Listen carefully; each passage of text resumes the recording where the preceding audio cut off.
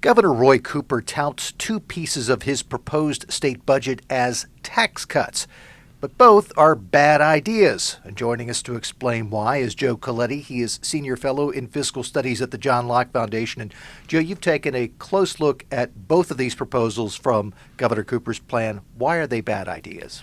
Well, the two proposals, one is called an earned income tax credit, and the other is a child independent care tax credit. And the earned income tax credit is building on a federal policy that actually has bipartisan support. The idea of it is that as you work, you have up to a certain level, you have more tax benefits from the government. But after a certain level, those benefits fall off. And our family has been in a place where we've had low enough income that it's been important for us to have that. But it's really confusing. Having gone through it, I had to rely on TurboTax to make sure that I was doing the right thing. And that's problem number one with it, is that it's confusing. And so there are some payments that are made inappropriately, and there are payments that are not made that are too low for the families for what they qualify for. So there's a lot of bad money that's either not going out or that is going out.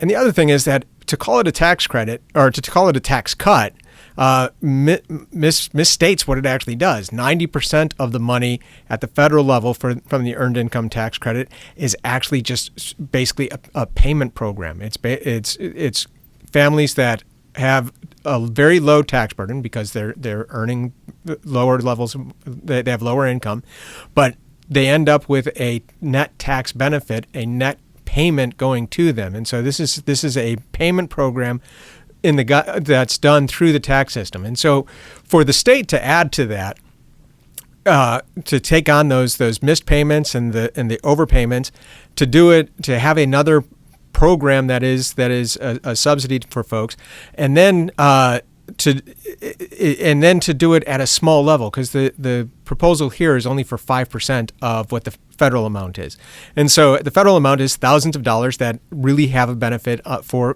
people and can provide some incentive to work at the low end.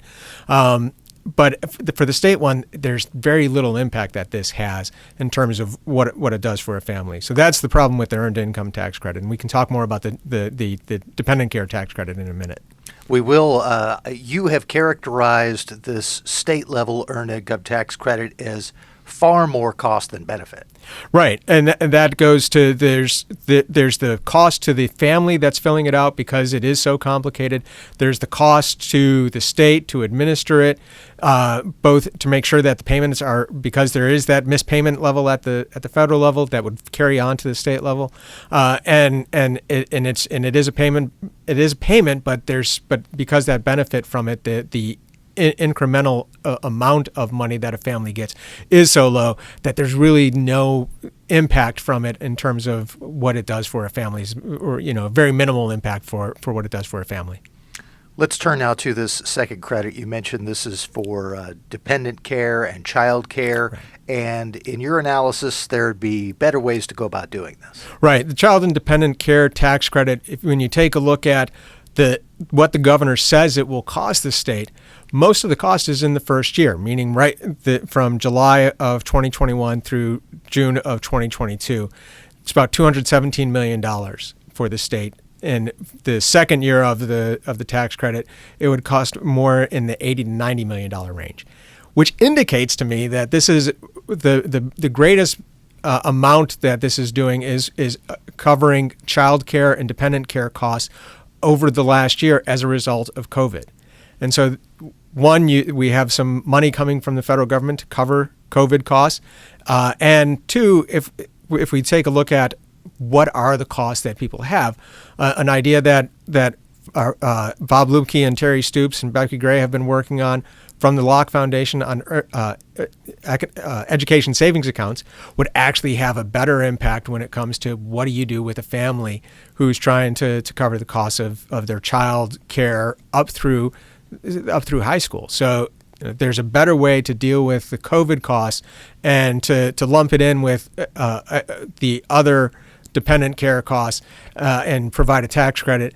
It misses what the purpose of tax credits should be, and it basically becomes a spending program, and there are better ways to accomplish that.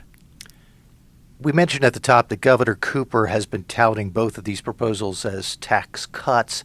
There are other proposals that are out there in the policy realm right now that would be tax cuts, and I'm guessing that those you would see as much more beneficial for families. Right. There's with dealing with families, which is the purpose of the Earned Income Tax Credit and the Child and Dependent Care Tax Credit.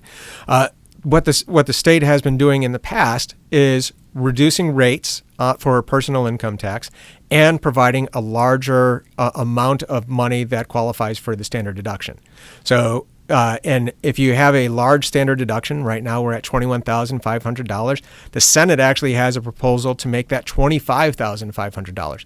That eliminates your income tax burden on that amount of money. And when you combine that with a reduced income tax rate, families benefit both that there is no income taxed for that first $25,500, and then every dollar after that is taxed at the tax rate, which would be less than 5% if the Senate bill passed. Whereas if you take a look at the Earned Income Tax Credit, the effective tax rate that somebody is paying is much higher than 5% because they're losing the tax benefit from the tax credit, as well as paying the income tax rate along the way.